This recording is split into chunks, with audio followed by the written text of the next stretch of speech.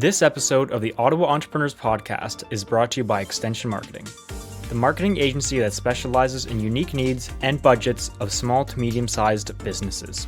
They provide turnkey marketing solutions that get results.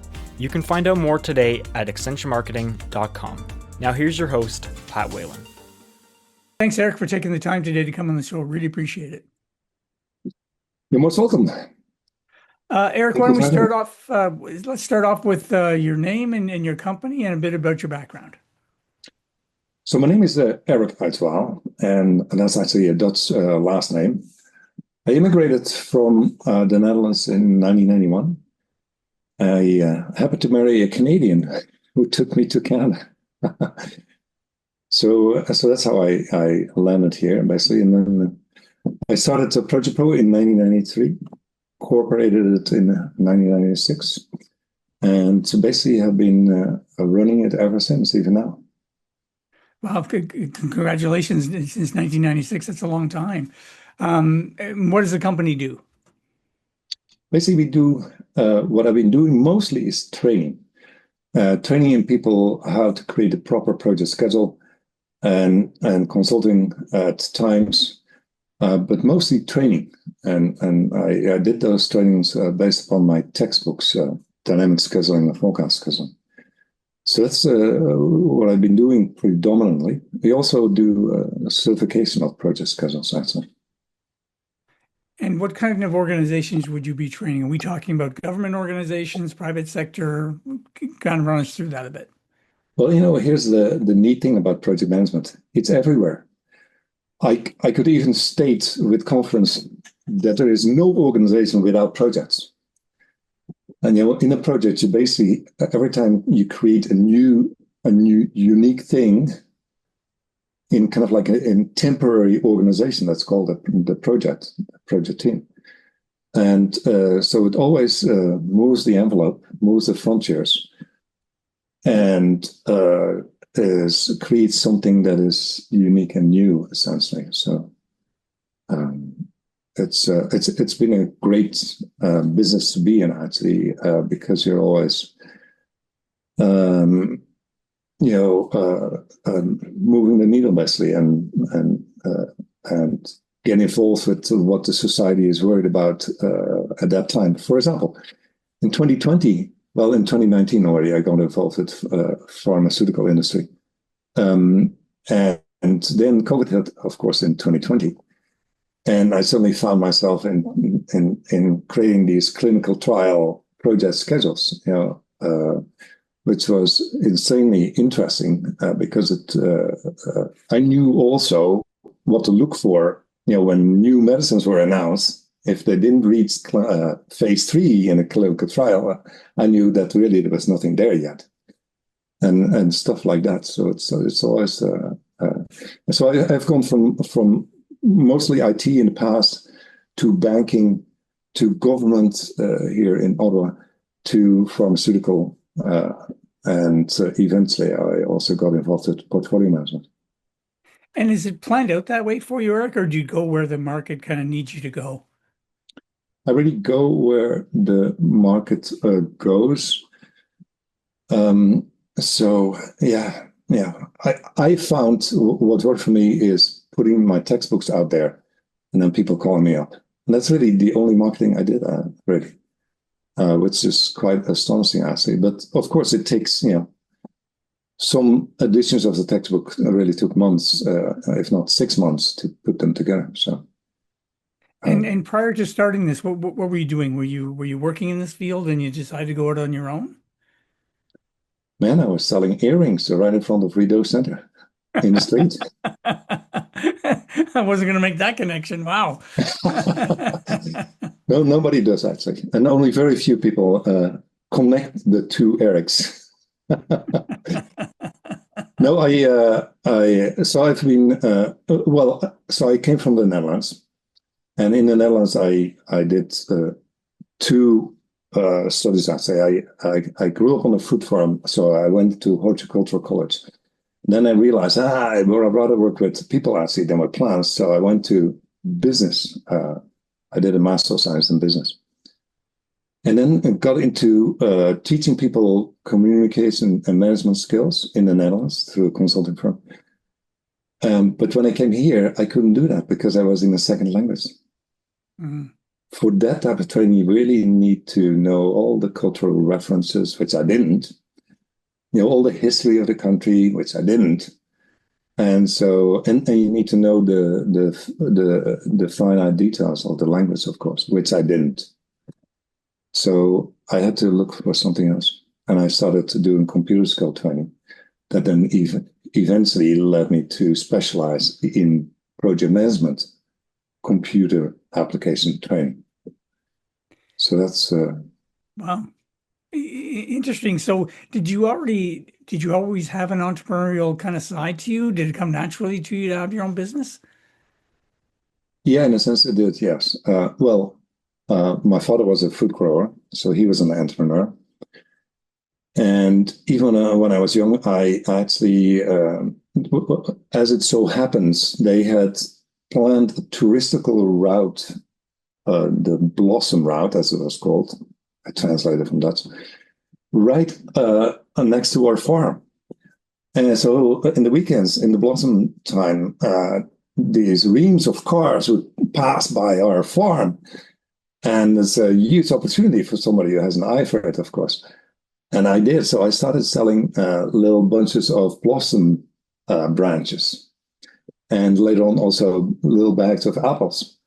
And I made, as a 10, 12-year-old, made pretty good money with just that, doing that.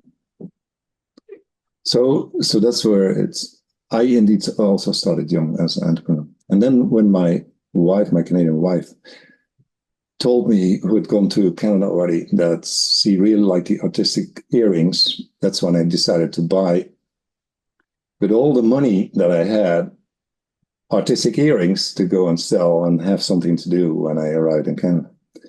So that was also a second point in my life where the entrepreneurial skills, I guess, came out. And your company is basically selling. Is it primarily selling online courses? Do you do any training, in-person training, or remote training of teams? I've been doing a lot of group training, team training, on-site training at companies, basically all over the world, but predominantly here in Canada and in the United States. Then when 9/11 happened, I suddenly found myself from being 100% employed to being 0% employed because there was no travel anymore. Right. And I had to learn to teach my same courses online very rapidly. So with my wife in the bedroom and me in the basement sitting at a computer, I was trying to learn that skill. And with her as the only student. And that started to get going again. And from then on, we basically started to still go on site to clients once the travel started again, which happened 3-4 months later. But we started to get the taste of online training. So we continued online training as well at that time. And I've been doing basic online training since 9/11, essentially. And how different was the technology back then? Were you able to do video conferencing like we do now? Yes. At that time, I was using a tool, Centra. I'm not even sure if it's there anymore. And WebEx soon came available as well. And now it's Teams and Zoom, right? So there have always been platforms around. They were, of course, horribly expensive at first, but now they are very, very affordable, and everybody could do that essentially. You know what it is? The narrower you specialize, the wider you need to go in geographic terms. So that's what I did. I very narrowly focused on Microsoft project scheduling training with Microsoft Project. So quite narrow. But as a result of that, of course, I had to be willing to travel anywhere in the world.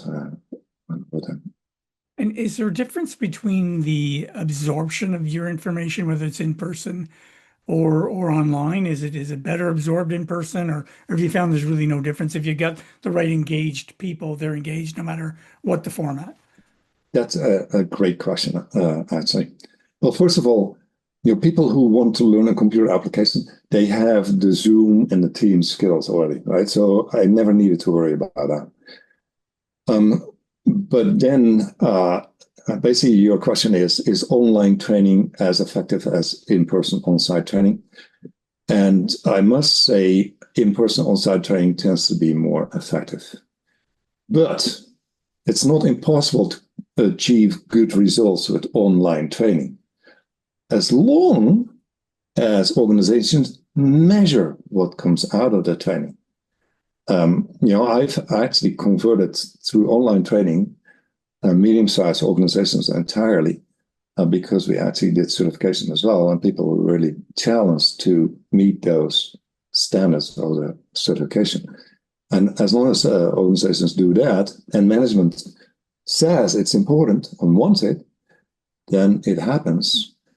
And you can see then the same level of results with online training as you can see with on-site training. But it's a great question. A lot of people are still wondering about it and still discussing this back and forth. But that's my experience, what I just shared. And Eric, when you go in to train an organization, some people may already have software tools that they're using to help them with their project management. Do you go in there and evaluate those tools? Is that part of your training, or you accept those tools and you train based on those tools? Back in the 90s, there were these huge battles raging between, at that time, OnTarget, Timeline, I'm dating myself, and Primavera and Mike's Project. And then there was Super Project as well there. We've lost 3 of those tools. Super Project, Timeline, OnTarget, gone. So eventually, it only became Primavera that was fighting with Microsoft Project. And, even though I know a fair bit about Primavera, I've seen enough demonstrations of it at conferences, I've never trained people on Primavera. So I only dealt with people when they were actually using Microsoft Project, which are only 30 million people worldwide. So it's a good size audience for you. Yeah. And what changes have you seen? How has technology affected your business?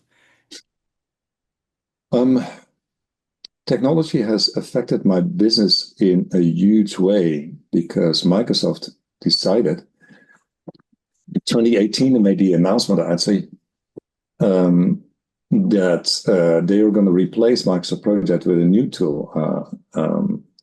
Eventually, it was going to be marketed as Project for the Web. And that tool has recently been killed and integrated with another tool Microsoft has, a planner. But you can imagine what happened that when Microsoft announced that they were going to replace and eventually get rid of Microsoft Project, the training fell away basically from one day to the next for Microsoft Project. But here's the neat thing. Microsoft screwed up. And Microsoft Project is still around. People still like it a lot. People will continue to use it. Microsoft doesn't have the guts to kill it. And perhaps it will never die. And the other tools are just not generating the demand and the usage that Microsoft Project is still enjoying. Or they are much lower level tools meant to manage individual work lists rather than plan something for which you really need a whole team and coordinate every individual in the team to work well together. That's a project, right? So there's a lot of confusion about that. That planner is a project management tool. It's not a project management tool. It's a to-do list tool. So. And Eric, for our listeners that maybe, that are listening to this and thinking, geez, maybe I could use some of this training myself. Is there kind of a minimum size organization that you can have the most impact on? I assume we're talking mostly medium-sized business, medium and enterprise businesses, or do you work with small businesses as well? I work with any size business. So size is not a consideration at all. I've trained 400 project managers at ESCC, the Employment Services Development Canada, and hundreds of project managers at BMO, for example. So those are the large organizations I've worked with. But the example that I just referred to, where I've been very successful through online training and certification to really convert an organization, to bring an organization really to the next level, there was a small to medium-sized organization. Okay. So yeah, that's anybody who wants and needs it. And sometimes I do one-on-one training, when people need it tonight or next month. Okay. So you've been an entrepreneur now. You mentioned you started in 93, incorporated in 96. So that's a long time. So if you can share with our listeners, assume a listener that's listening to this today has a business and they may be struggling with that business. I'm sure you've had some struggles. You mentioned, 9/11, you went from 100 to 0. So what advice would you give to someone that's listening that could be struggling a little bit right now? I've had that twice actually. That my business went from 100 to 0 in the case of 9/11, but in the mid 90s, it went from I lost 70% of my revenue from one day to the next. So shit happens. Yeah. Brace yourself for it. And so here my first recommendation is when you're going to do something like me, kind of like consulting and training, make sure that you have 6 months of salary in the bank. Because, what happened to me twice, and even the third time, when Microsoft announced in 2018, we're going to replace Microsoft Project, it's gonna happen to you as well. The first time it happened, it was because an organization, a training organization I was involved with, I was developing their whole project management curriculum, and they decided from one day to the next that they were going to hire a big American firm and use their curriculum. So I was not really needed any longer, which was 70% of my revenue. So shit like that just happens all the time. So it happens if you look at an average in my professional life, once every 10 years or so. So brace yourself and prepare yourself and keep at all times 6 months of salary in the bank. It also allows you to not be ground down by the market. People, personal services, people like myself, they get challenged by clients constantly. Hey, Eric, can't you work for $300 a day? Can't you work for $150 a day? Can't you work for $100 a day? And if you have 6 months of salary in the bank, you can say, no, I'm not going to work for that, right? I know I am worth more. I used to say to my wife, who was actually now my ex-wife, I'd rather do nothing than work below my market rate. But of course, you need to have the confidence to be able to say that. And that's why you need 6 months of salary in the bank. Another thing is keeping your overhead expenses very low. I never had a need to hire an office anywhere. That would have increased my overhead by thousands of dollars a month. I never had a need to drive a big car. No client would ever see that car anyways. So I've always driven secondhand cars while I was making a really good living out of it. In the beginning, though, Eric, I know, when I started extension marketing 11 years ago now, that initially you take what you can get, right? Because you got to get some momentum going. But yeah. I find too many entrepreneurs, they have that mentality still 10 years later. They'll take whatever comes their way. And I agree with you. At some point, you have to put a line in the sand and say, I'm worth X, and anything less than that, it's not a good use of my time. But in order to do that, like you said, you need to have some cash reserves tucked away so you can ride out those storms. Right. Well, of course, when you're hungry, you can always accept a lower rate, right? But of course, it gets known that you've been accepting a much lower rate. And now other people will chime in to that as well, right? So it's a little bit self-defeating. You have to be very careful what you're doing there. And I think it all comes down also to know what your strength is and know what that strength is valued at in the marketplace, and stick to it. Don't give it up. When I hear that some people just want to start a business just for the sake of being able to say that they started a business, I don't think that's good enough.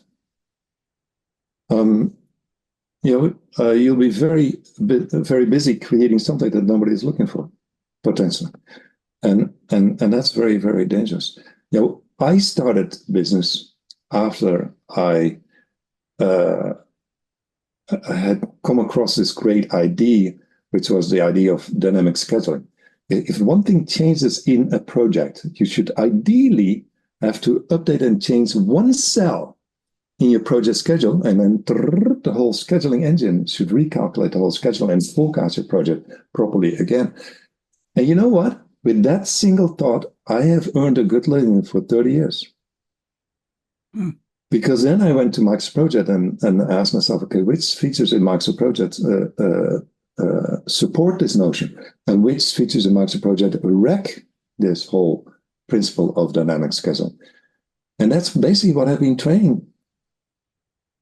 That's basically what I've been capturing in my course manuals and in my books, and training thousands, tens of thousands of project managers across the world. And so, wait until you get a really bright idea. And if you don't get such a bright idea, then go abroad and steal a really bright idea from abroad and bring it back home to Canada. But don't start a business just because you desperately want to start a business. Well, you've more or less answered my second question I was going to ask, which is, what advice would you give to someone that's thinking of starting a business? So, but I think you kind of covered that. But is there anything you wanted to add to that question? No, I think we covered it pretty well with that. I would say, particularly when you start out a business, you're going to have slow times. And what I've seen a lot of people do is they get into agony and despair, and they talk themselves into a puddle of tears and become very passive and don't get out and do the right thing anymore. What you should be doing in that times is marketing, marketing, marketing. Even if it is cold calls, go to networking events. But the second thing is do professional development. Increase your game, improve your game. Don't sit still. Do something. Don't start despairing, Leslie. It'll come back as long as you have a few dollars in the bank. It'll come back. That's been my game on this. That's great advice, Eric. Before we let you go, where can our listeners find out more about your company? ProjectProCorp.com. On the website, everything we do and all the products and courses and certifications on that website. My books are there as well. Or telephone number 613-852-6525. Great. Thanks, Eric, for your time today. Really appreciate it. No problem. I really enjoyed it. Thank you. If your company or organization is looking to improve your marketing, go to the Extension Marketing website at extensionmarketing.com and book a discovery call today.